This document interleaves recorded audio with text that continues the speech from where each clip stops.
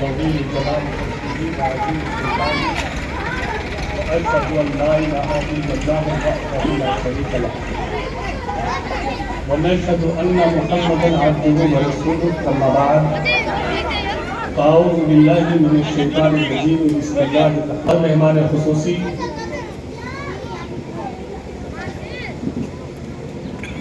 یہاں کے اے D M عزت مآب جناب وسیم اختر صاحب، دارالعلوم ضیاء الاسلام کے محتمم عالی منزلت عالم ربانی فاضل لاثانی حضرت مولانا وسیم صاحب ندوی دامت برکاتہم العالی، پورنیہ ڈسٹرکٹ کے ایجوکیشن بورڈ کے سیکریٹری عالی مرتبہ جناب شمیم اختر صاحب، ماہر تعلیم و تربیت عزت مآب محترم جناب غالب خان صاحب، انور پبلک اسکول کے ڈائریکٹر اور فاؤنڈر یا لانچر برادر معظم جناب شاداب نور، محترمہ کوثر تسنیم صاحبہ، تمام شرکاء، حاضرین ناظرین، پروگرام کر کے شاداب نور نے ان کی مینٹالٹی کو ڈیولپ کرنے کا کام کیا ہے، ان کی ذہن سازی کا بیڑا اٹھایا ہے کہ یہ وہی بچے ہیں جو کچھ دنوں کے بعد ان کے ہاتھوں میں صلاحیتوں کی سند ہوگی، سر پہ ذمہ داریوں کا امامہ ہوگا، یہی قوم کے مقتدی ہوں گے، یہی رہبران اقوام ملل ہوں گے، جن کے لیے ڈاکٹر اقبال آج بھی یہ تمنا کرتے ہیں۔ یوں تو ڈاکٹر اقبال نے اپنے بیٹے ڈاکٹر سر جاوید کو خطاب کیا تھا ایک خط میں،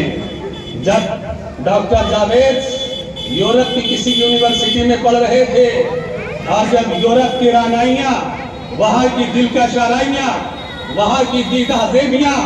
اور وہاں کی چکا چوند دیکھا تو اپنے والد سے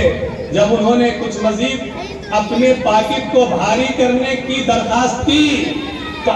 شاعر مشرق، نباز فطرت، حکیم الامت، واصف اسرار حقیقت و معرفت، علامہ، بیرسٹر، فلاسفر سر ڈاکٹر محمد اقبال نور اللہ نے اپنے بیٹے جاوید کی شکل میں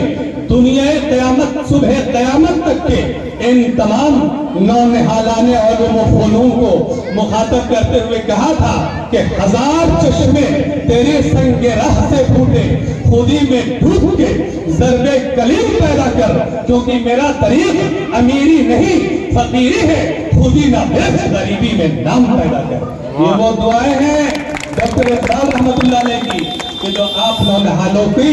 ہمت افزائی کے لیے اور آپ کے حوصلے کے لیے ڈاکٹر اقبال کی تمناؤں کی رضا بنتی ہوئی نظر آ رہی ہے۔ عزیز بچوں، آج ابھی ایک صاحب تذکرہ کر رہے تھے کہ اگر حکومت کا بہی کھاتا چیک کیا جائے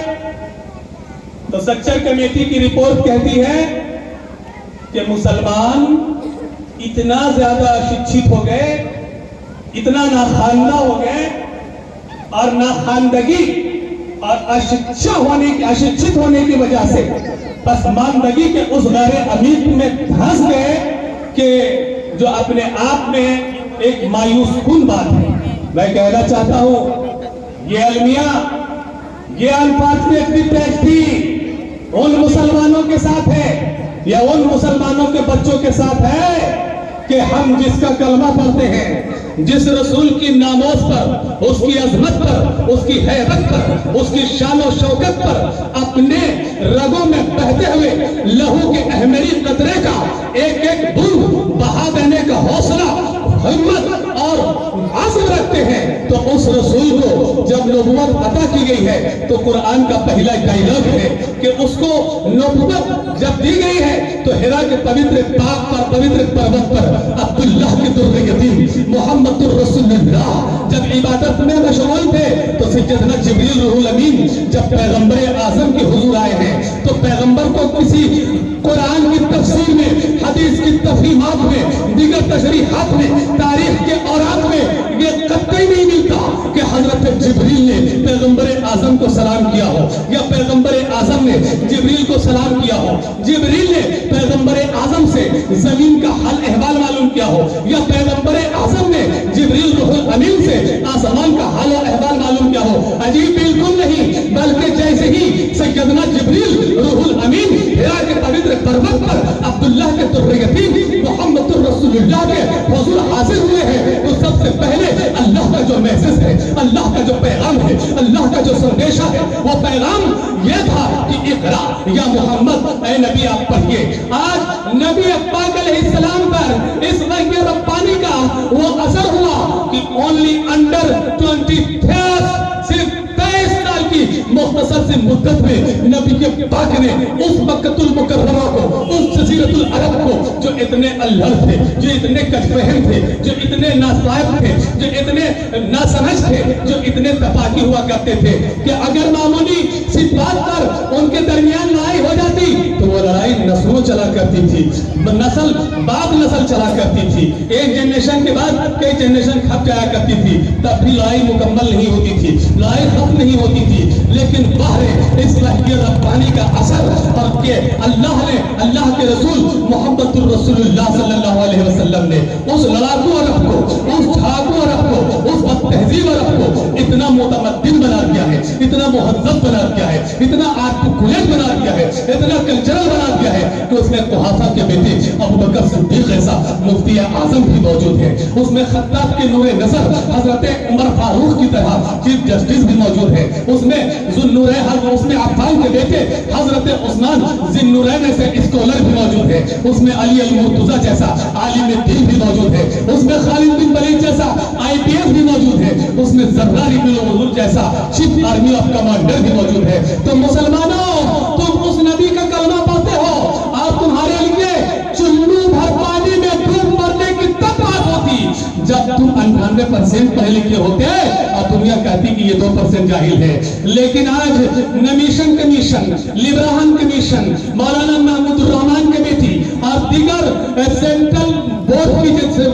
हिंदुस्तानी हुकूमत के अंडर मैनेजमेंट बनाई हुई दर्जनों कमेटियां ये कहती है कि मुसलमान इतना पसमानदा है, मुसलमान इतना जाहिल है कि 98% मुसलमान जाहिल है, 98% मुसलमान जहालत की बुनियाद पर आज पसमानदा हो गए हैं। मुसलमानों, ये कितने ताज्जुब की बात है, ये कितने हैरत की बात है कि आप जानते हो, आखिरी बात कहूंगा और इजाजत चाहूंगा, ये कोई तकरीर का महल भी नहीं है और ना ये कोई बड़ा अज़ीमुश्शान इजलास है, यहाँ बच्चों का तालीमी मुज़ाहिरा था जिसका मुशाहिदा माथे की निगाहों से करके दिल को बड़ी फरहत और शादमानी हासिल हुई है। इसलिए इन बच्चों की हौसला अफजाई की खातिर ये बहुत बात आज की जा रही है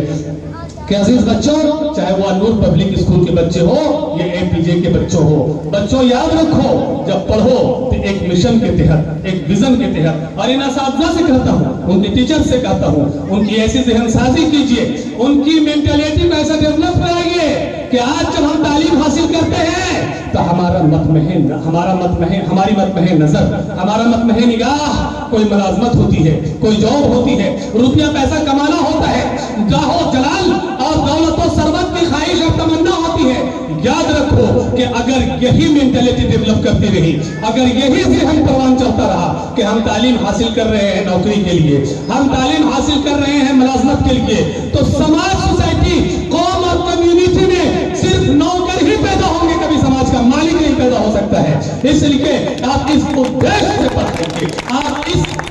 मिशन और इस विजन से अपने बच्चों को पढ़ाइए, उनकी ऐसे ज़हनसाज़ी कीजिए कि वो तालीम शादाब नूर की तरह हासिल करें, मोहतरमा मैडम की तरह तालीम हासिल करें, और तालीम हासिल करने के बाद उस तालीम को, ADM साहब आपके सामने एकदम ताज़ा मिसाल है, आपके यहाँ के ऐसे जयाले हैं, ऐसे सपूत हैं, ऐसे हुनहार फर्जंद हैं कि आपके सामने आपके आइडियल है। अगर आप भी इसी तरह प्रोफेशनल होना चाहते हो तो इनको अपना आइडियल मान लो और तालीम इसलिए हासिल करो कि हम तालीम हासिल कर रहे हैं ताकि इस तालीम को दूर दराज तक पहुंचाएंगे और तालीम ही से तालीम की खिदमत करेंगे। हजरत, बहुत कुछ बोलने का मन करता था, जी चाहता था, बस आखिरी बात कि हजरत आदम सफीउल्लाह को जब अल्लाह ताला ने पैदा फरमाया तो अल्लाह ताला ने पैदा फरमाने के बाद सारे फरिश्तों से कहा, इन्नी जाइलुन फिल अर्दि खलीफा, हम जमीन पर आदम को अपना रिप्रेजेंटेटिव बनाकर भेजेंगे, खिलाफत अर्जी आदम के नाम करेंगे। ये पहला डायलॉग है, पहला इश्काल है ہے قرآن کا، فرشتوں نے ترنت کمنٹ کیا اتجعل فیہا یا ربی، اے عظیم پروردگار تو ایسا کیوں کرنا چاہتا ہے؟ یہ جیسے ہی فرشتوں نے اشکال کیا، رب نے فرشتوں کے اس اشکال اور اس کمنٹ کے مقابلے میں تعلیم کو پیش کیا، اور اللہ نے فرمایا انی عالم ما لا تعلمون، جو میں جانتا ہوں تم نہیں جانتے ہو۔ پھر حضرت آدم علیہ نبی اللہ کو اللہ نے پیدا فرمایا، اور مولانا صاحب بھی تلاوت بھی فرما رہے تھے، پیدا فرمانے کے بعد اللہ تعالیٰ نے حضرت آدم کو اسما کا علم عطا فرمایا۔ اب ایک اشکال پھر پیدا ہوتا ہے کہ اسما نان ایجوکیشن حضرت آدم علیہ السلام کو اللہ تعالیٰ نے عطا فرمایا، تو اسما بغیر مسمیات کے ممکن نہیں، نامز کی پاسبلٹی، نام کی پاسبلٹی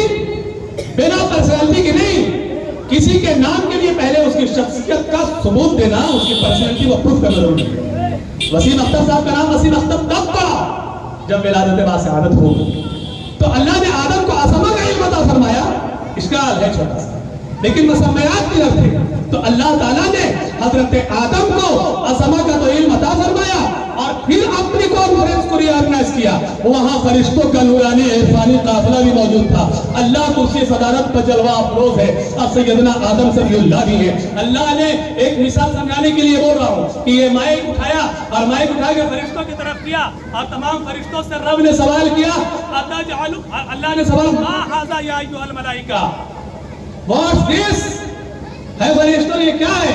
سارے فرشتے اسپیچلیس ہو گئے، لاجواب ہو گئے، انہیں جواب نہ نظر آیا، تو اللہ رب کعبہ نے سیدنا آدم صلی اللہ سے پوچھا ما ھذا یا آدم، اے آدم یہ کیا ہے؟ اب آدم خاموش نہ رہے، کیونکہ اللہ نے اسما کا بھی علم عطا فرمایا تھا، اور عالم تصور میں مسمیات کا بھی مشاہدہ کروایا تھا، اس لیے آدم نے کھول کھول کے بتانا شروع کیا۔ آدم فرشتوں کی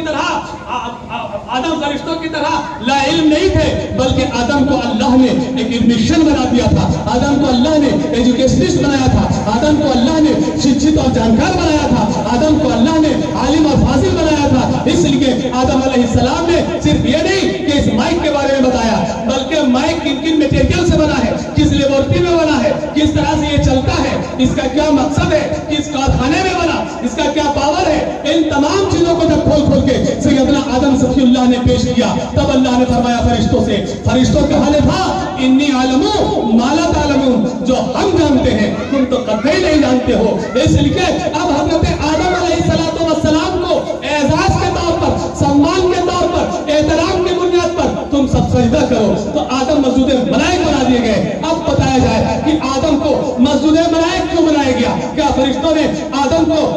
کی آدمیت کی بنیاد پر سجدہ کیا؟ نہیں۔ آدم کی نبوت کی بنیاد پر سجدہ کیا؟ نہیں۔ آدم کو خلافت عرضی کی بنیاد پر سجدہ کیا؟ نہیں۔ کس لیے پھر آدم کو مسجود ملائک بنایا گیا؟ آدم کو اگر آدم کی نبوت، رسالت، خلافت کی بنیاد پر اللہ آدم کو سجدہ کراتا، تو پھر دیگر انبیاء و مرسلین کا بھی سجدہ ہوتا، اور دیگر انبیاء و مرسلین کا سجدہ فرشتے کرتے یا نہ کرتے، لیکن ہمارے نبی اولین و آخرین طٰہٰ یاسین جان رب العالمین سراج السالکین جناب محمد رسول اللہ صلی اللہ علیہ وسلم کا سجدہ تمام فرشتوں سے کروایا جاتا، لیکن نہیں، نہ قرآن کی تفسیر میں ہے، نہ حدیث کی تفہیم میں ہے، نہ تاریخ کی تشریح میں ہے، کہیں کوئی ریکارڈ نہیں ہے کہ فرشتوں نے آدم کے بعد کسی دوسرے کو سجدہ کیا، تو آدم کو سجدہ کیا، آدم کو سجدہ کیا، اس لیے آدم کے علم پر، آدم کے فضل پر، آدم والے جیل تھے، آدم شکشت تھے، آدم جانکار تھے، آدم عالم فاضل تھے، اس لیے آدم کو اللہ نے مسجود ملائک بنا دیا۔ اس لیے میں آپ تمام لوگوں سے علم کی اہمیت آپ سنائیں گے، علم کی اہمیت کیا ہے، علم کی اہمیت کیا ہے، زمین ہی آپ کو خلافت دی، لیکن آدم شخصیت جو ظاہر ہے بنایا داری ہے، وہ علم کے ساتھ، تعلق کے ساتھ، ایجوکیشن کے ساتھ اور شکشا کے ساتھ آدم کی شخصیت کو تراشا سے بنایا گیا ہے۔ اس لیے آپ نے اپنے بچوں کی ذہن سازی کریں، ان کی تربیت بھی بہترین ہونی چاہیے، شاندار جانباز دمدار شہر چاہیے، ان کی مینٹلٹی ایک بہترین ہونی چاہیے، تاکہ وہ قوم کمیونٹی اور سماج سے کے لیے مستقبل کے لیے معلّہ بن سکے۔ اس لیے میں ان کے مطلب آپ سے بتا چاہتا ہوں کہ تیرے عشق کی امداد چاہتا ہوں، میری سادگی ہے، میں کیا چاہتا ہوں، یہ جنت پر رہے زاہد ہو، میں آپ کا سبا چاہتا ہوں۔ وما علینا الا البلاغ۔